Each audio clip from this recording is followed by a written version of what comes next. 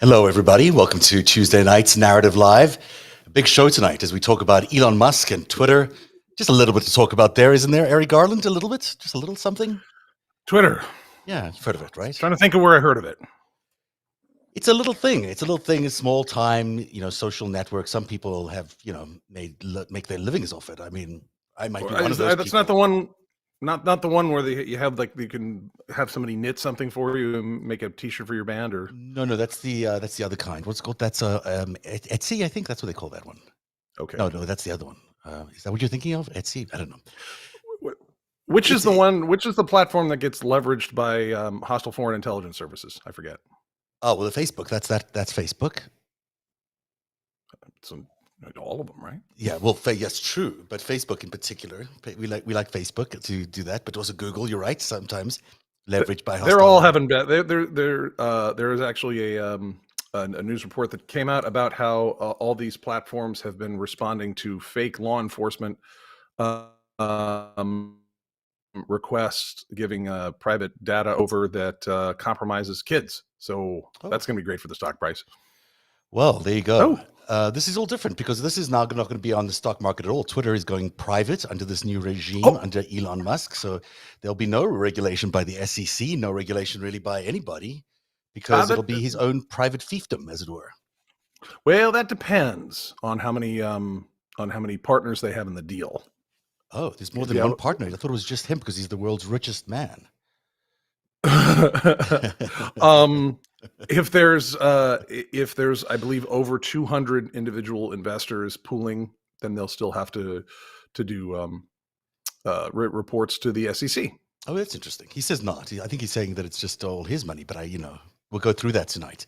We're going to go through it all tonight. We are going to take a look at every aspect of Elon Musk's attempt to acquire Twitter, and I'll say it's an attempt because, frankly, it hasn't been approved by shareholders. It's only been approved by the board. Sure, Jack Dorsey said, go for it. Go, it's a good idea. But there's a lot of, shareholders that might disagree with this, but there's also regulatory hurdles that could be put in the place of this approval. And who knows if it'll get approved. So people shouldn't jump to the conclusion that it gets approved right away. It's going to take 3 to 6 months before we'll know for sure that Elon Musk, in fact, has Twitter. And in the meantime, we'll be able to navel gaze a lot and see exactly what he's up to and see maybe there's some, loopholes perhaps in what he's doing. Maybe there's some things that he's not doing according to the books. And maybe he has some foreign interests himself that are questionable. And those are the kinds of things I think that are worthy of, us exploring tonight, because it's what we do here on Narrative a lot. It's, he says that he welcomes, by the way, all his worst critics, his most ferocious critics. He hopes that those are the people that will stay on Twitter because he'll welcome them on Twitter in his new regime. So even if is FBI counterintelligence on Twitter? Sorry? Is FBI counterintelligence on? You said his worst critics. Is FBI counterintelligence on Twitter? No, I know. As far as I know, I don't know. They probably are. You'd imagine they would be. IRS Criminal has a great Twitter site. Oh yeah, just a thought. I've seen FBI on Twitter. I should have seen that. So we're not. Maybe he's not his most ferocious critics. There are other people that might be a little bit more critical, and it's really only particularly related to this thing that we're critical about. But there's some other things that we've been not so nice to Elon Musk. But he'll keep us on Twitter. He's promised, because that's what he wants for Twitter. That's the plan he has, and there's no reason why we would think that that's not going to be the case. So I did a nice little graphic to explain what I'd like to do tonight, because it looks cute, and it's called "What's Tearing Apart Elon Musk?" See, his face is all torn apart like that. That's how great. He feels. Yeah, isn't it a nice graphic? Very proud. That's a nice graphic. Yeah, I think I spent way too much time probably on that part of it, and not enough time setting up for the show, which is why we are a little a little bit devoid of our normal razzmatazz here. But we could do jazz hands as well, so we can still do jazz hands. Jazz hands. Narrative is running short on razzmatazz. Oh no! That's explaining the pure black background that we have tonight. So there's a bunch of things tearing Elon Musk apart. Do you want to guess what might be the first? Let's see. His company Tesla there depends on a lot of Chinese supply chain for battery manufacturing. You're jumping ahead, but that's very good. You get 10 points on that. You get 10 points on that, but maybe just a little bit ahead of time. But that's good, because that's what's coming up, everybody. But also the fact that he's the world's richest man, they say, right? That's basically what they claim about him, or what he claims about He's himself. Croesus. Yeah, he's a god basically. 268 billion or something like that. You know how much 268 billion is? It's a unfathomable amount. And that's how much his net worth is based on all his assets. His assets basically are Tesla, a company called SpaceX, which does space exploration, a company called the Boring Company, which does boring, which is tunnels under the ground, and soon Sure, it'll sure. include this Twitter empire that he's building. However, in order to buy this Twitter thing that he bought today, he had to spend a lot of money. He had to spend, they think, about $44 billion, which when you factor in that, in fact, he's worth 268 billion, 44 is about 20% of his wealth. 20% to buy Twitter, the third rate, not so important, financially at least, not that great performing business. Social network is what he's spending 20% of his net value of, which is an astonishing amount of money, really, when you think about it. And the only way you could get that 20% is by doing 10% as a loan, which you got from a bank. That 10% as a loan was I've even got the calculations here. So if I can see, it equaled about $25 billion. And that was the loan that he got from some bank. We're not even sure which bank yet, but he got a loan from a bank. $21 billion of his own money is also going in. I'm not sure where he's getting that additional money because I didn't think he had $21 billion just lying around. But let's say he's got $21 billion lying around and he's throwing in $25 billion that he's loaned against his Tesla stock, right? That's interesting that the only way he could get that money from the bank to buy Twitter was to borrow against his Tesla stock, which is one of the reasons the stock price plummeted today because they had to sell that Tesla stock in order to get this money to him. So that's interesting too. Or so they claim. So some people claim. Who knows if they really sold it? Who knows what really dropped that Tesla stock price? We'll find out in a second, or maybe and who had short positions? Oh yeah, who had and who had so short smart. positions? Yes, there might be people who have been playing this a little bit because they could play this a little bit. We'll talk about Donald Trump's Truth Social performance as well, because of this a little later on, because that impacts that as well. But this gets a little geeky here, but all of this actually adds about $1 billion to $1.3 billion in interest to the. I think that's billion. I think that's correct. Interest, because Twitter didn't have this huge debt before, but now they're going to have a debt that they have to pay off of about $1 billion. So I don't know why Twitter has to pay for it, but I guess it's his company, so it doesn't matter. It's all his money. Who cares? He's got $264 billion now. He'll have $220 billion, and the rest will be carried by Twitter. Sounds divine, right? Sounds like an incredible opportunity for everybody involved, including Elon Musk, because he's the only one really involved in this. So as we mentioned, his stock price went down. Tesla's stock value today dropped $128 billion. That might be because of the sell-off of his shares, but it could also be because there's a lot of competition in the electronic vehicle space. He used to be the only guy in the electronic vehicle space. Tesla was the market leader. They had the only car that did this thing. It was a niche play, really, but it was the only niche play. So if you wanted to get involved in electric vehicles, you would go there. But now there's a whole array of other car manufacturers doing even better cars than the Tesla, and they'll be flooding the market in the next year. So there's some concern in the marketplace that maybe Tesla's stock price is going to go kaboom. And maybe we're starting to see some of that today, because today was a bit of a sell-off day on the NASDAQ and elsewhere, but his stock price went down even further. So it's probably related as well to sort of the knockback around him buying Twitter. A lot of people are very critical of him buying Twitter, and we'll detail that in a second. So again, let's put up the financials here, just so everyone remembers. He's worth $264 billion. He's spending $25 billion as a loan to buy Twitter, and then $21 billion of his so-called own money. Who knows if that really is his own money? That requires a lot of investigation, and it's all going to be quite difficult for the people at Twitter, because we're talking about an additional $1 billion on a company that barely made $1 billion in profit. So he's wiping out all the profit currently at Twitter just to pay off this interest. That doesn't seem like a good business move to me, but I'm not a CEO. I'm not a mogul of a major corporation, but I don't know. What do you think? So say that again. What's the structure there? They're trying to pay off interest on what? Yeah, on this loan that he's acquiring, he's got to pay off this debt, the interest of this debt that he's using to buy Twitter, the $25 billion. So it's going to add $1 billion to the bottom line of Twitter. Now that's difficult because to the bottom line or to the liabilities? To the liability, well, to the annual cost of annual costs. I don't know what that is. That's the annual expenses. Is going to be an interest line that says annual expenses $1 billion. So there's going to be $1 billion in interest every 12 months on the loan for the month. So he doesn't have the money then. If you Well, this is real. Yeah, he doesn't have the sleight money of hand yet. going on here. So so he's not spending. He's spending someone else's money. Well, he's leveraging his Tesla stock. Bank? Are they doing a bond offering? He's taking the value of his Tesla stock and he's selling 10% of his Tesla stock, or leveraging against that Tesla stock 10% of, and then he'll get a loan for that, which is going to be worth $25 billion. Now, but the interest payments on that loan, it appears to the people I've been reading, will be paid by Twitter itself, not by him. So in buying Twitter, he's now adding $1 billion worth of debt to Twitter. So as a shareholder, you must be thinking, well, that's was, but my profit was $1 billion. I was getting a little piece of that $1 billion, and now you're taking all of that and wiping it out.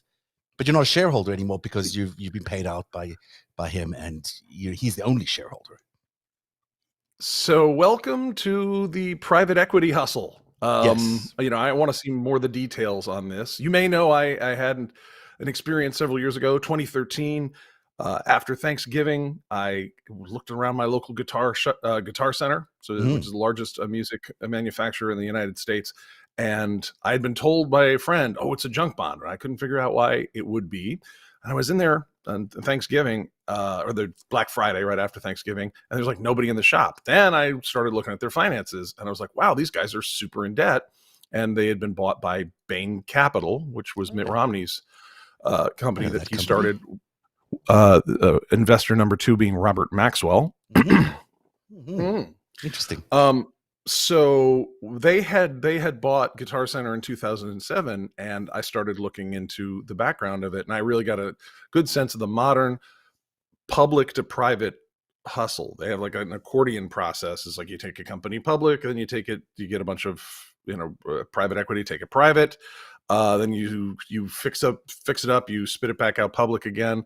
But one of the big parts of that is you have management. If it's a private equity company, you charge the corporation management fee. So you can take a perfectly healthy company, and I don't know Twitter's exact profitability.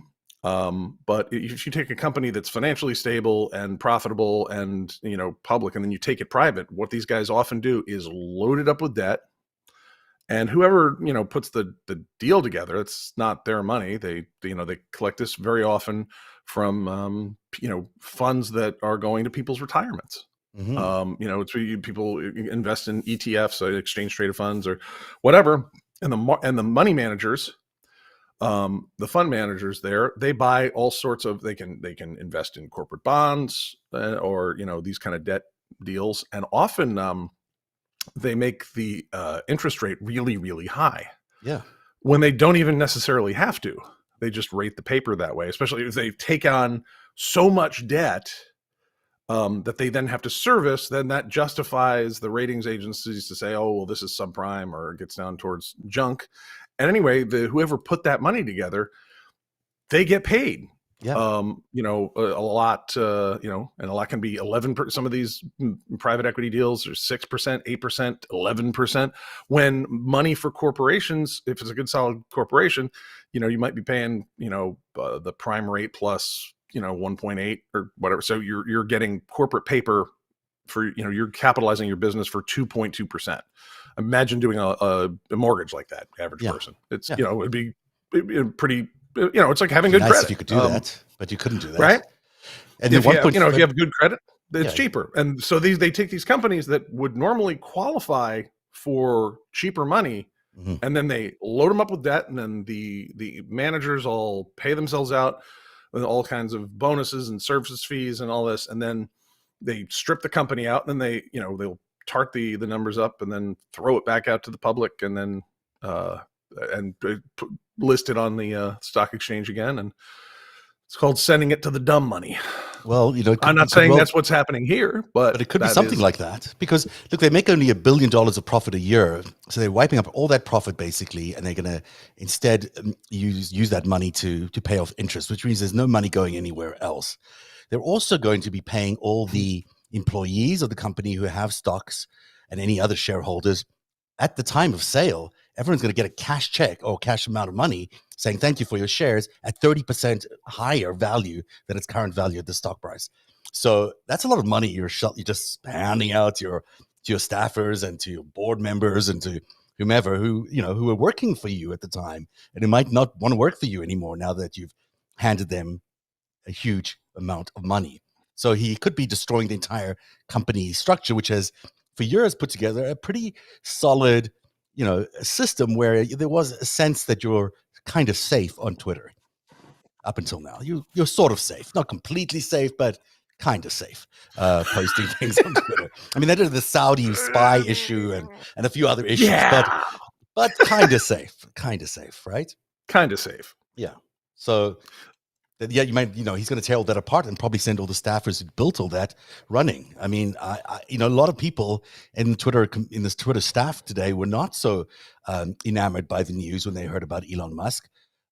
Here's one Twitter employee saying the news today is so crazy, I literally forgot I have COVID, which would be, that's something to forget about. And then, there was a couple of other reactions, some of which have now been removed from Twitter, unfortunately, but a lot of people were a little bit stunned, to say the least. Lots of tears emojis were sent out. It was a pretty devastating day for people at Twitter. And he's going to now have to address the Twitter staffers because they're a little bit upset that they don't really know what's going on with their company that they've been working for and building a long time. And he doesn't have the best reputation in terms of, supporting free speech and other things that he claims to support, which is maybe we should talk about next. I mean, maybe we should talk about, because I do want to get to all the other stuff, but he has this odd notion of free speech. That's his big thing that he wants to do.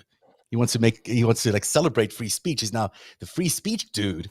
And then today he issues this tweet where he sort of walks back his free speech idea a little bit, because today he said, by free speech, I simply mean that which matches the law.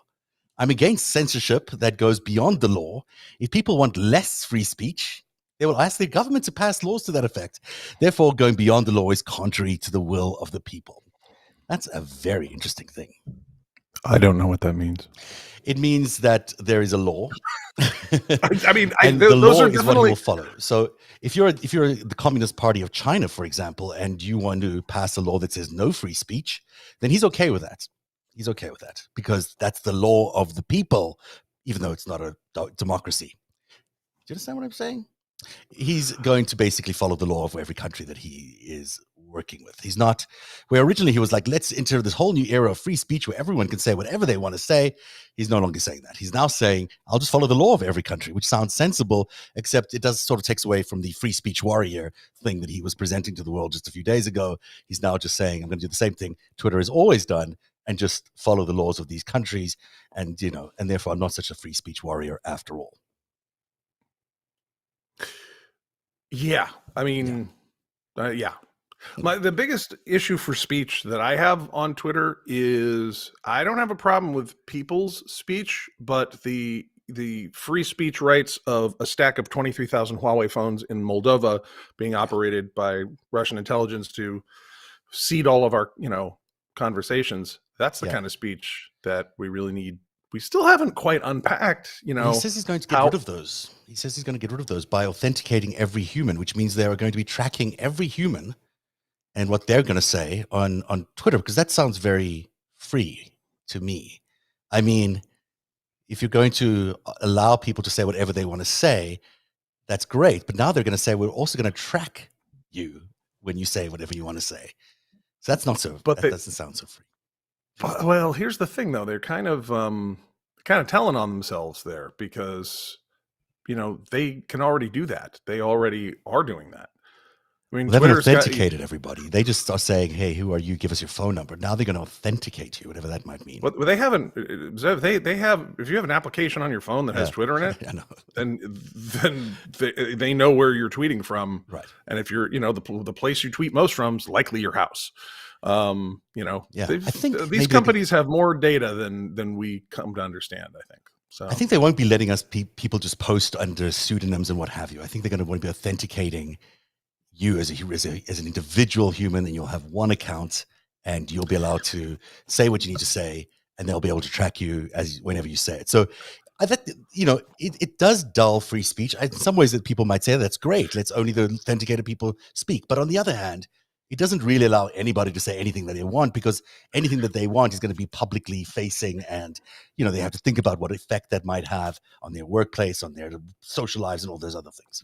I'm kind of in favor of that. I mean, here's the thing, after I came out in 2016 and said, "Hey, there's Russia and they do Russia things and we should look at that."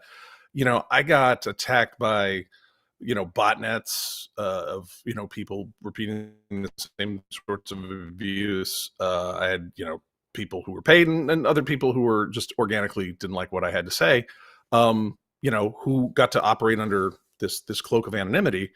um, you know, I use my own name, Yeah, and that's how they knew how to, write stories about me and stuff like that that weren't very flattering and whatnot. I mean, there's a cost in society, and if you go to the mall and you just start, screaming at people, going by, you might get thrown out, or, people will say jerk, or they'll see you elsewhere at the grocery store. It's society. There's some consequences to your social behavior. And I think Twitter and other, other social media platforms, they really are the town square that is made possible by this amazing technology. And I think it's overall, pretty awesome. Very often there's a Wild West period with new technologies. I mean, if you think of, how powerful film and television can be in educating or, communicating historical moments, it really can be, a positive thing. But you also have Leni Riefenstahl and the Nazis, like the, the first round of, mass media was like, what if we snuffed out democracy with this technology? Right. And it wasn't the only thing behind it, of course, but it was a major, there's almost like no immune system to the propaganda that they created, that, in creating emotions, attaching the German people to the rise of Hitler. And I mean, a lot of people still study those films. I mean, they're amazing. In fact, there was a lot of Trump, some of the Trump ads. Yeah, there's That's surprising. Oh, you look at the tiki torch thing. That I forget. Is the Bible one of those? The upside down Bible? That was something else. Something like that. Yeah. There was a whole bunch of things that have direct analogs to the Nazi propaganda, which was probably a wink from whoever was putting that together. That. You know what I'm going to do, because this is an interesting question. I don't mean to interrupt you, but I want to get this going. I'm going to run a quick poll. This is just off the fly. I've just put this poll on. Narrative.tv/org is where patrons can go, and only patrons, unfortunately, but narrative.org/TV patrons. Sorry, no, narrative.org/TV. You'll find this poll over there. If you guys think that Twitter should authenticate humans, tell us yes or no. Because I do think there's this debate around some of this, right? I do think that that's actually potentially a question where he might get some agreement on. People don't like the spam bots, and many people would like to see humans authenticated and less trolling and other kinds of things going on. So fair enough for Elon Musk for asking that.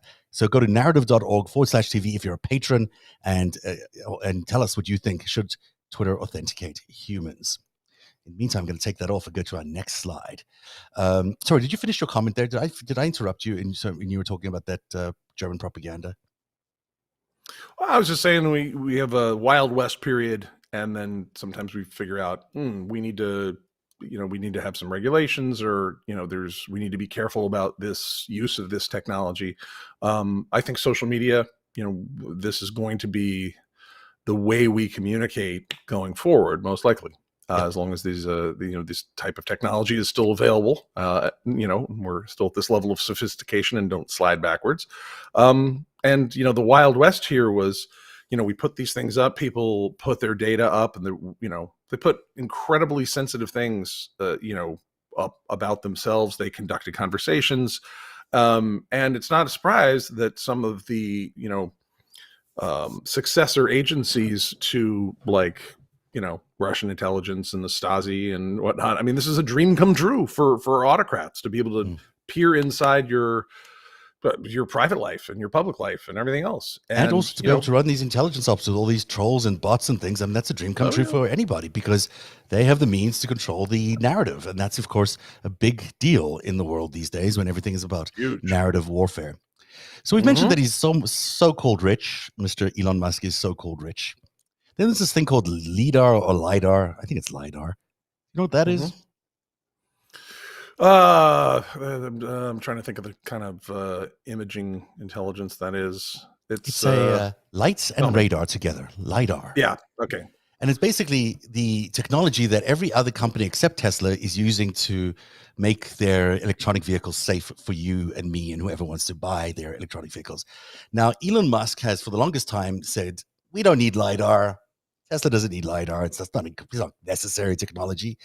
Everyone else, every single other company in the world that makes cars, did use LIDAR in their cars. And the results are quite telling if you want to take a look at this little clip that Drive magazine put together.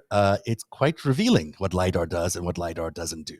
So just a quick, before I get there, you see this little, under this, there's a little weird brown gray photo next to Elon Musk's ear over there. That's basically what light and radar does together. It gives you depth perception as when you're driving your car automatically. So Drive magazine's Patrick Moorhead drove the Tesla that doesn't have the LiDAR at night, and we'll see the results of that. And then he drove another car that does have the LiDAR and see the results of that. So let's take a look. This is Tesla Y with no LiDAR, and that's a child in the way. And oops, that's no longer not a real child, but you get the idea. This is the LiDAR enabled one. Look at him, he's coming around the corner, and there's the dummy child. The car automatically stops. That is a significant difference if you're looking for a car, especially if you have a family or just if you want to be safe on the road in any way. That's the Tesla. You're reading right through. And here's the LiDAR enabled thing. So, I mean, I'm not a car expert. I don't know. Maybe LiDAR isn't that big a deal, but it seems to me like that's pretty telling. And so there's a lot of question marks because, as we'll find out soon, there's new cars coming to the market to compete with the Tesla. And they all have LiDAR. They're just better at this. They're better at navigating as autopilots around night, around objects. And the Tesla is not so good at that. What's the car company that's launching the new thing? Oh, every other company, GM, Ford, VW, every single other, like 17 other companies around the world that are developing electric vehicles are all going with LiDAR. They believe in that technology as the technology. Mr. Musk may be trying it as well now because he missed the opportunity to do it earlier on. He said it was not important, but now there are rumors that Tesla is testing LiDAR. So we'll see how that goes for them. But they certainly are behind on that because they did have the advantage in the marketplace as being the electric vehicle up until now. So, they're valued at a lot. They're they have a very valuable company. And when you really look at the technology underpinning them, they no longer have the leading technology in the world. And that makes people say, well, maybe this whole Twitter thing is a bit of let's just deflect. Let's run a little PR up. Let's make some noise over here so people don't notice today's launch of the Ford electric vehicle, for example, which was the most popular vehicle in America, the F-something 130 pickup truck or something. F-150? Yeah. It's very popular. I've never seen one. I probably have. I've just never ridden one. But it's extremely popular. It's not my kind of car. I'm not that kind of guy. But you're a cosmopolitan elite. Yeah. We can tell you're not American. Wait a minute. You've never tried that. Never mind. It doesn't. It's the F-150. It's apparently a very popular vehicle, and it was released today. officially publicly, and it's quite remarkable that it's an electric vehicle. And then just last week, GM introduced their new electric vehicle, the Lyric, and I'll show you a little bit of that in a minute. So there's a lot of competition. There's a VW car that's come out. There's just a lot of cars that are newly introduced into the marketplace that are going to be competing with Mr. Musk's Tesla, meaning maybe the market share is going to drop a little bit there. Maybe he's not going to be as rich as he is right now. Maybe the people who really own Tesla, who really own Elon Musk, are trying to find a way to, extend the good times for a little bit so they can maybe get some of the money out of there if they need to, or who knows what other scheme they might have, these rich people. I don't know. It's possible. So that's something to watch, because honestly, the price that he's paying for Twitter is linked to his Tesla stock. So yeah, that becomes tricky. If the Tesla stock stops dropping, maybe he can't pay the price for Twitter. Every time I've seen deals that have the stock for stock trade or something like that, where there's a big variable in there, that can be really complicated. Yeah. I've seen it go bad. I'm just thinking strategically there for Tesla. They have a factory in Shanghai there, and he's got a lot of contacts to the Chinese government. About a year plus ago, you had a brand new treaty come out. There were 4 parties to it: the United States, Australia, India, and Japan. And it's called the Quad. And their entire raison d'etre was to break the Chinese hold on the mining and processing of rare earths for batteries. Because here's the thing: the dead dinosaur food fueled economy, fossil fuels, there's just an expiration date on that. We're going to be transitioning. There's going to be, I don't think you're ever going to see gasoline and petroleum go away. I doubt you'll see natural gas necessarily go away. Coal you might see go away. But we're going to be transitioning to a grid. If battery technology comes along the way it looks like it's going to, that's the way fleet vehicles are going. And you'll be able to charge them through solar and through novel forms of wind generation. There's a lot of adoption and new technology that's going to be going on there. And China was trying to own all of that. Yes. They were trying to own the future on that. And, about a year ago, the United States led the way and said, nope, we're going to lock them out of that. We've got to take that critical industry back from this autocracy. And India had lined up with them very tight, and so had Japan. And so this is when, I knew that the strategic landscape was changing against China and Russia very quickly. It was sort of like, all right, guys, enough. With Russia, it's their invasions of Ukraine and their election interference, and with China, it's like, hey, stop sending us bricks of fentanyl so big it'll kill all of Ohio. We're done with that, and we're sick of you. And frankly. the rare earth minerals, we'd also like, we're going to have some of those, and we're not going to let you run away with all of those around the world, including all the way in Africa, which they've done a pretty good job of. Monopolizing the African rare earth minerals market, and that's not going to happen anymore. I mean, that's just clearly not sustainable for China. It's a foreign policy that's just foolhardy. Really, it's a stupid foreign policy because they can't maintain it. Short of destroying America, you can't really maintain that kind of position. So, yeah, it's almost like you wonder why they supported Donald Trump and other things. It's interesting because you're leading me right into the next thing. But I should also mention that Jay wants to say on our Red Phone messaging service, he says, "Great story about Guitar Center, Eric. It's a good story." Thanks, Jay. Thank you, Jay. Narrative.org/TV if you guys want to chat or send us messages as we go through the show. Here's what happened today. Speaking of China, this is the outlook for the electronic vehicle market in China, which was quite buoyant, as you could tell, up until recently. And then it's sort of, with COVID in China and various other things, has basically fallen off a cliff. It's back where it was before China. So, Mr. Musk sells a lot of Teslas into the Chinese marketplace. That's a big part of where he makes a lot of his money. It's a formidable part. He used to be considered like a hero, a god over there in China. Lately, not so much, but he was really celebrated for his success in the world, and the Tesla vehicle also celebrated. But I guess there have been issues with the Tesla vehicle in terms of if it's availability, it's about and some of its features, and also now because of COVID and supply chain issues, Tesla's not doing so well. In fact, the electronic vehicle market's not doing so well, and Tesla's a big piece of that. So people online are asking good questions about this. So now you're the owner of Twitter, right? And here you are asking, and say you want to sell more cars, or you want the Chinese to allow you to sell more cars. Are you going to be allowed to do that, or is China going to say to you, well, about issue X or issue Y, change what you're saying? So here's Melissa Chen, who's a journalist advice. She says Elon Musk has a Tesla factory in China, and he wants to. Can you read that better than I can? I'm sure you can, actually, because I know my screen's also small. But if not, I'll pull it up. And he wants to sell more cars there, as many China observers note.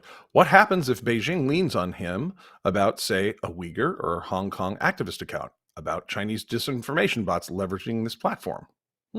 Interesting question. If Elon Musk thinks because he's the world's richest man that he can tell China to piss off if Beijing ever starts, did I write this? This is my style.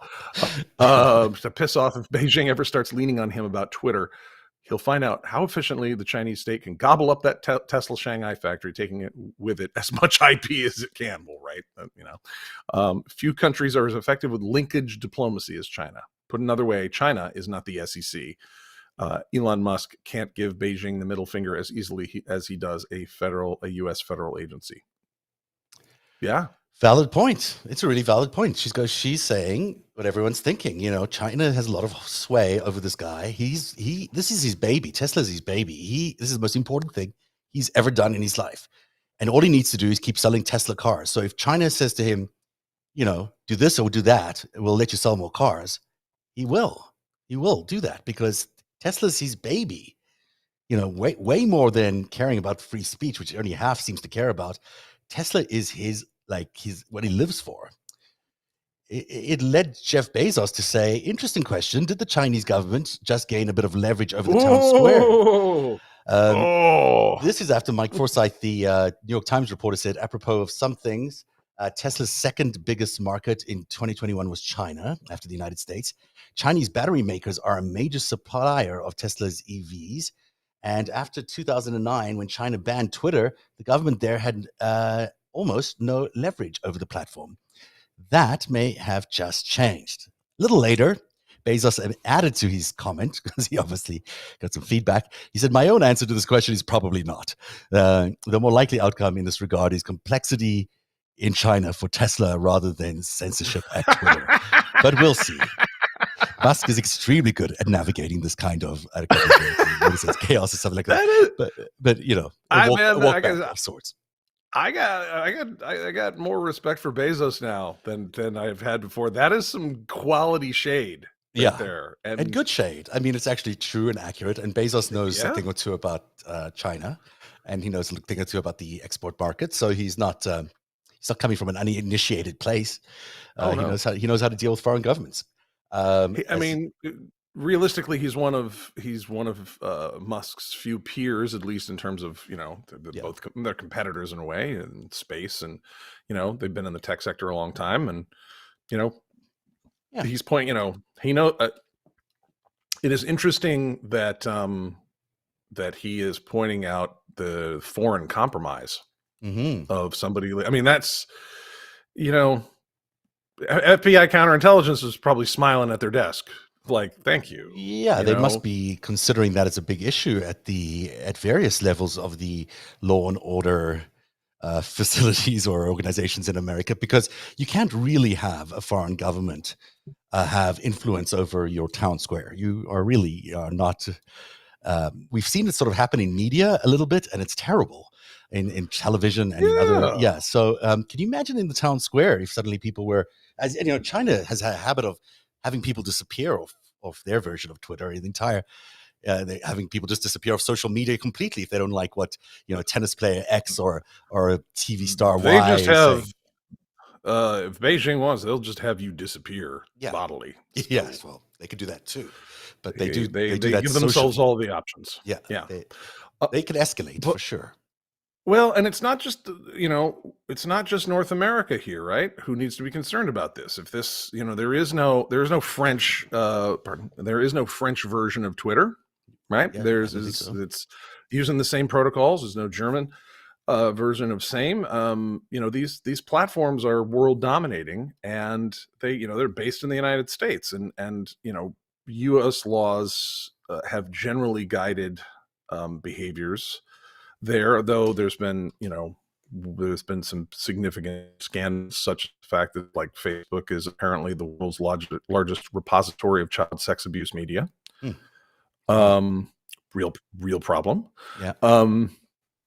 And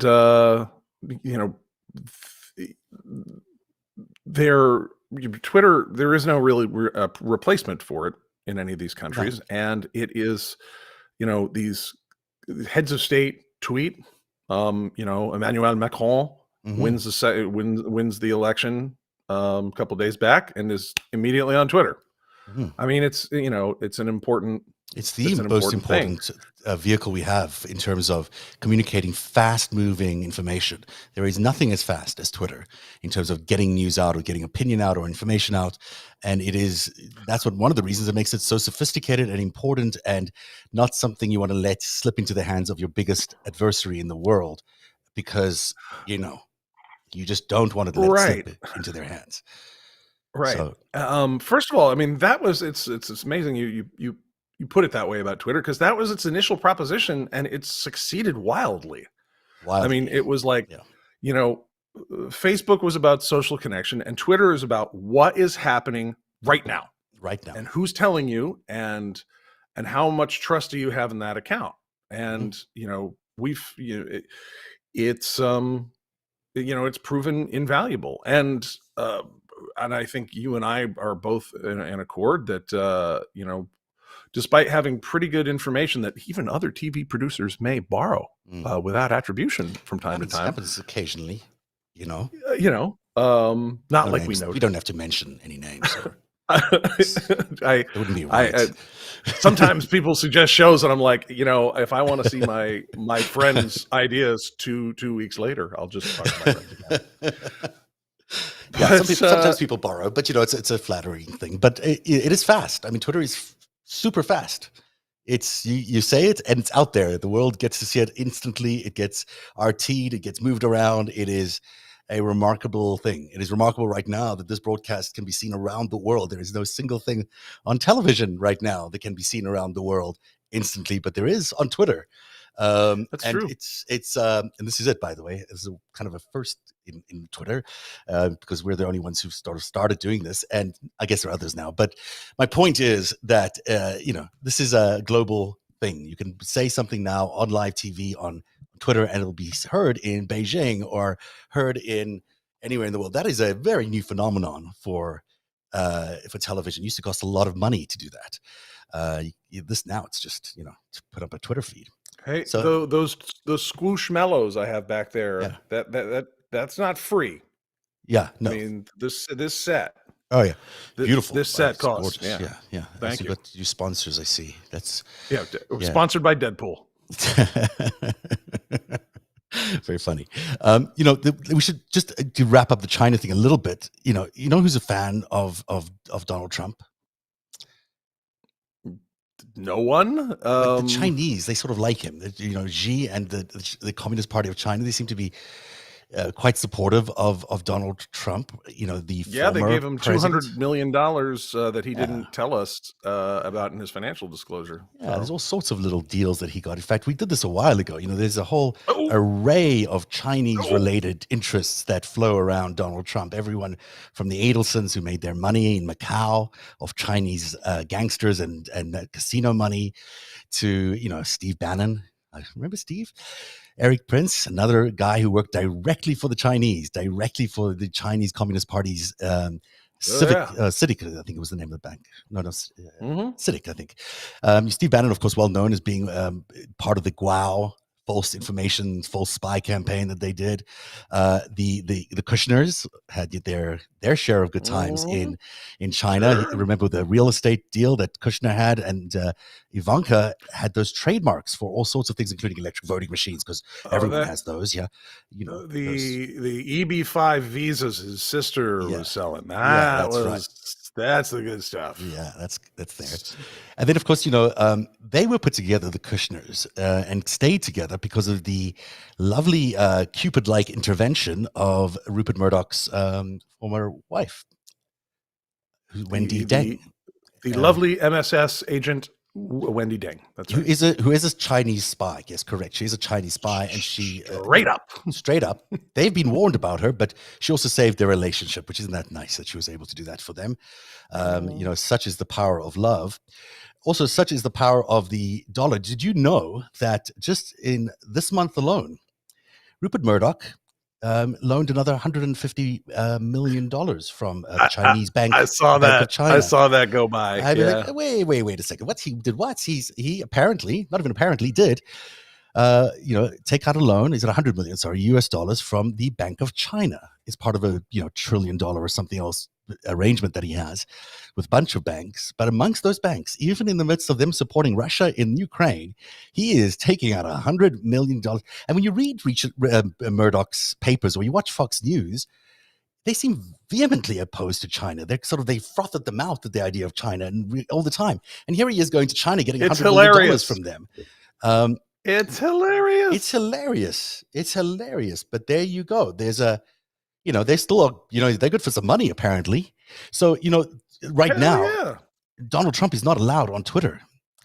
But it makes you think, well, maybe, China liking Donald Trump and China liking Rupert Murdoch and all these other people, they may ask Elon Musk to, do you think maybe in exchange for letting you sell more Teslas or whatever it is you want, maybe you'll put Donald Trump back on Twitter for us because he's going to be running in the next elections, maybe? I don't know. Could happen. It really could happen. Maybe that's what he meant by free speech. It is, yes, as limited by the laws of the country, whatever that the country might be. So, what the Communist Party of China says.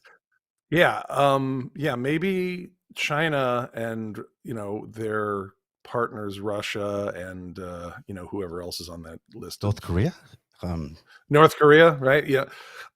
Maybe they'd love Donald Trump back on Twitter for when the January 6th committee convenes in a couple of weeks. Oh, it could be. That would be exactly the kind of thing that they might be looking for. Donald Trump says he's not interested because he's lying, but he's also saying he's not interested because he's got his own Truth Social, which took a loss because of this Twitter thing of $1.5 billion yesterday.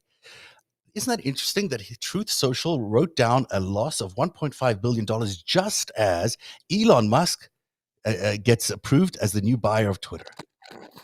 So isn't that Devin Nunes the CEO there? Yeah, it is. Man, wow. Seems, he sucks at this. He sucks at a lot of things. Well, it does sound like someone might be evading taxes and everything else that you might need in funneling $1.5 billion to the shareholders of Truth Social. I mean, that's what I would think might be happening. I mean, again, I'm not a business person, but it's worth a look. The DOJ might want to take a look at how they were able to on this particular day get $1.5 billion write down on their failed Truth Social. By the way, if you commit fraud and bankruptcy, that's a crime. By the way, turns out it's illegal. As we say around the house, turns out that's illegal. It's illegal. So can I riff a little bit on Mr. Nunes? You go right ahead. Riff away. So Nunes goes and he starts. He's the CEO of Trump's new thing, right? Yes. During all the hearings we had about the Russian influence on the election, you might get the sense that that Nunes was actually compromised by the Russians or something. Yeah. But Nunes is probably more a product of China. Back in 2015-16, when he was on the intelligence committee, he was trying to push for the NATO Fusion Intelligence Center to, instead of being built in the United Kingdom, to be built in the Azores Islands of Portugal. Now, Portugal is in fact a NATO member. But the Azores is an unusual place. It's very remote. Getting personnel there and keeping them there would be pretty tough. But they don't. You might ask, how do they have satellite, or how do they have internet connections? Mm-hmm. And up until recently, they would only had like satellite internet, which is not very good quality, right? So you need like a fat pipe.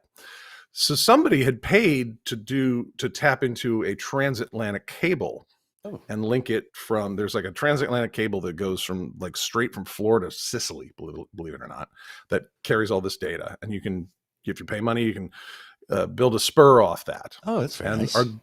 And so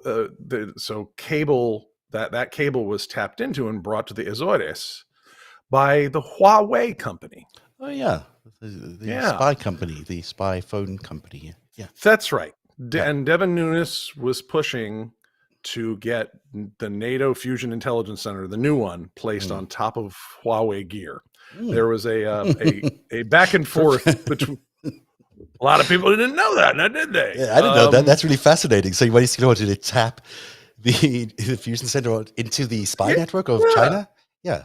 They're one of the greatest back and forth performances in Washington history was between him and Director of National Intelligence James Clapper with his whole, scary guy. Midwestern, unelicitable, can't get a single piece of information out of him he doesn't want to give you kind of face. Yeah. They're going back and forth. And Devin Nunes is trying to push on like, well, the Azores is a great place. Actually, that would not be very good. Well, what's the problem with it? Well, they're remote islands in the middle of the Atlantic. Yeah. Well, we have things in Hawaii, and that's not a problem. That's not true. They're a problem. Well, it's nice. People love to be there. Actually, no, there's few school choices. There's this, getting personnel there is actually hard. I know, my wife and I were stationed there for 2 or 3 years. And it's just, and he's just pushing it's like, but there's no reason why not Portugal? Well, the difference between, the Azores and Hawaii, another one is that we own Hawaii. That's a U.S. state, and this is not. And so, and you got to think in the background, he doesn't want to say it, but he would love to be able to, just scream into the mic like, asshole, we are not going to put the NATO Intelligence Center on Huawei gear. Now go away. In Azores. You know who also is involved in Truth Social, Trump's, $1.5 billion slush fund? You want to take a guess? Kash Patel. It's like a who's who of the first insurrection. The first what is that? The insurrection? It's the impeachment. Sorry, the first. He was. Was the second impeachment? I think he was part of the insurrection too. He was too. Everywhere. Yes, he was. Kash. It's interesting. His name's Kash. We were just talking about they may be getting $150 billion in cash from Patel. Yeah, wonder who he works for. Devin Nunes as well, partially in the past. So just to bring it all full circle, because I do want to celebrate something really incredible, is that he's not as rich as he says he is. He's got a problem with LiDAR. He's got China everywhere in his world, but also soon GM and Ford are going to be all over him, and they are going to drag down his stock price and his capability of competing in this marketplace. And because we are fans of GM, and I thought you might want to see the car that they've got that they replaced, there'll be a competition for the Tesla. So Mary Barra, the female CEO of GM, took a ABC correspondent, Rebecca Jarvis, on a little test ride. So should we take a look? Because why not? So this is the Cadillac Lyric. An electric twist on an American classic. You got it. And you don't hear the noise. Sharing her company's goal to dominate the U.S. EV market by 2025. It rides very much like I would expect a car to, but without the sound. And surpass Elon Musk's Tesla in sales. How do you talk about Elon Musk? I respect all of our competitors, but it doesn't consume a lot of my day. If you are going to win in this space, when we win, you will have to have beaten Elon Musk and Tesla. How are you going to do that? I have tremendous confidence in our brands, the strength of our brands, in our customers, and the loyalty that we have. Next year, GM expects to unveil 2 additional EVs, both under $40,000. And Barr is as focused on the cars as she is with how Americans will be able to charge them. It's going to be many solutions. You know, right now there's a lot of startups working in this space, and we're partnering with them. We have committed to invest $750 million in chargers, working with other companies as well as our dealers to find the right locations. So this is the Cadillac Lyric. Sorry, so that's a telling clip right there. Of, that was the future. enjoyable. I got a lot out of that. Yeah, That was, again, things that perhaps they'd like to say. There's like, well, so what? What's it going to be like to compete with Elon Musk? Oh, you mean the guy who's dependent on the country that our Department of Defense is moving to disrupt their supply chain so that he can't build his products and they can't build them either? Oh, actually, the first protocol we have a lot of respect for him. Yeah. We don't really think about it, but they're sending the first batch of GM Lyrics. They're sending them to China, in fact, to disrupt Tesla's market over there, because because here we go, China. You want to send your Teslas over here? We're going to send our Lyrics over there, and we'll see who wins, because the market will decide. See what I and look, think of some of our recent adversaries have a real long view, right? The Chinese more than anybody. Detroit was broken and gutted, in the latter part of the 20th century, and people forget it was America's wealthiest city in 1960. It was, I believe, per capita, I believe it was wealthier than New York, I believe.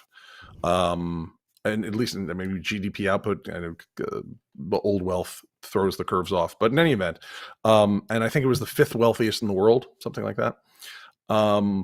Detroit steel, Detroit's the automobile industry drove the rest of the United States, and they're also a defense contractor and all that. And I think slowly rotting away at the U.S. auto industry, and particularly its capital, Detroit. Watching that be eroded and destroyed probably was no small amount of pleasure for our adversaries. And this is I see more power moves out of Joe Biden than I've seen from any presidency. And he really is something else. He really is impressive. I gotta say, when you really look at the moves he's making, and you don't worry about how he sounds, because that doesn't really make him a good president. It just makes him a good speaker. But the moves he makes, the actual policy decisions, the actual world chess game that he's playing is top notch. I mean, it does not get any better than this guy. He has mapped this out. He's playing it like it's not even breaking a sweat over it, and it's the most sophisticated game you've ever seen. It really is. I mean, you just can't say anything else about it. I mean, there's so much other news that we, haven't covered. But, we just extradited the head of a foreign country. The former head of Honduras was extradited to America to face charges on drug trafficking for selling 500,000 kilos of cocaine. Oh. And apparently that's a lot. You can get high on that for sure. I have no experience with cocaine at all, but 500,000 kilos is apparently quite a bit. Yeah, it would kill you, really. But that's he said he was extradited. That's interesting. So they're getting he also pardoned 3 people today on I think on Secret Service guys. I saw it. I haven't caught up with what went down there, but we're indicting people all over the world for corruption. We're that picture you're pointing out earlier of Zelensky and Austin and Austin Blinken on one side and Blinken on the other. And it's like, hi, you want to have proxy wars? Yeah. How'd you like that? Yeah, and we're doing Kyiv. We're here. We're here. We're open. We're reopening. Move. Good. Hi. We're done now. Did you have fun with your little war? Was that okay? Good. We're reopening the embassy. By the way, we brought a bunch of boxes back here that maybe have I don't know, some weapons, maybe. We're going to get more. Austin said he was going to move heaven and earth to get all these weapons to the Ukrainians. And I believed him when he said it because he sounded quite serious about it. Generally, you want to believe Austin. He's very, has that sort of, look yeah, in him. the Marine, intense Marine general officer look. Yeah. So, there's some good moves. There's no doubt. Finland and Sweden are joining NATO, right? Or, are very close to doing so. And there's a very funny Twitter account, it's like Sputnik Not, I think it is. It's a Sputnik parody account.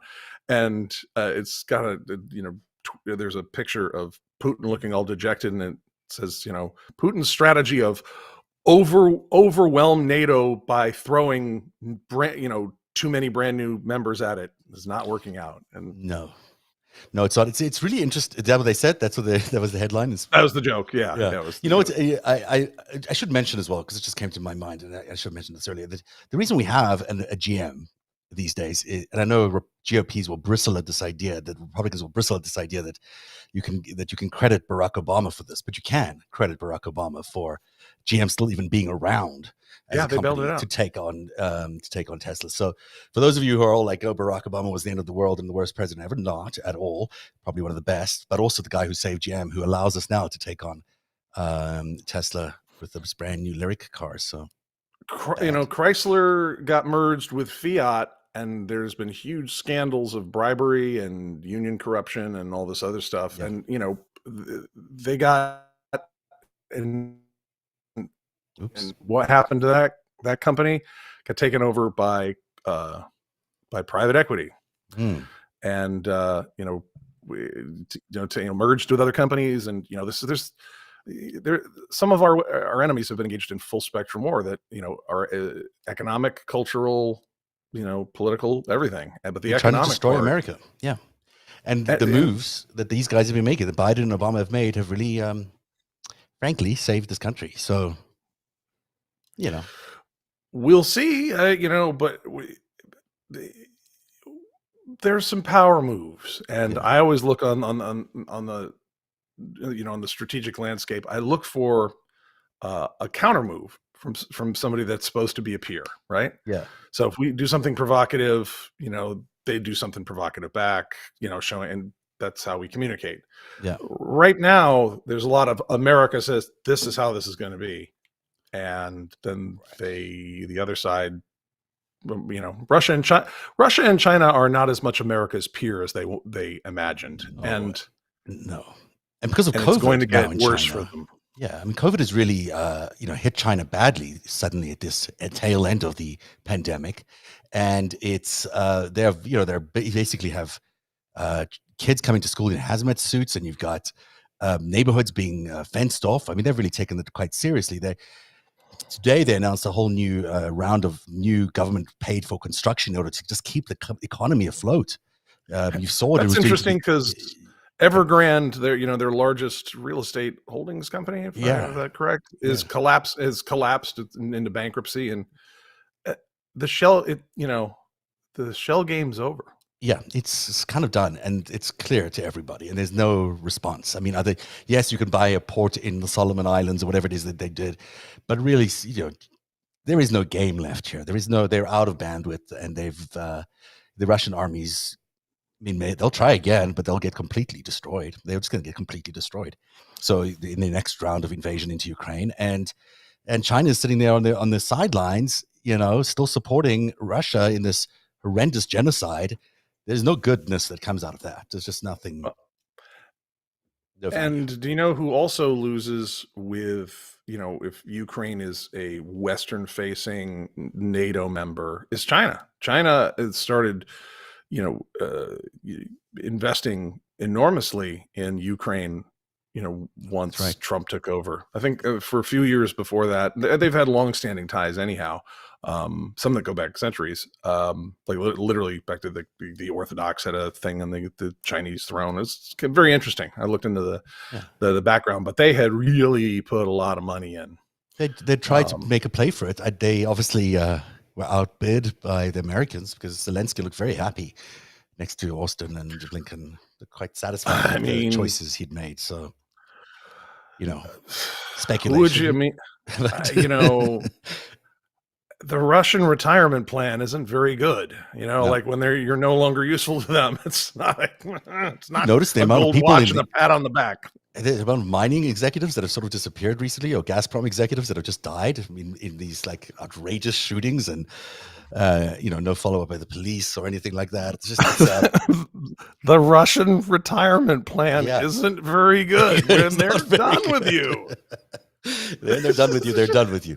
And we're done with you. All these people's like, Tucker Carlson, like, well, why not root for Vladimir Putin? Why not? Why not? It's like, have you read up on him? And you do your research, buddy.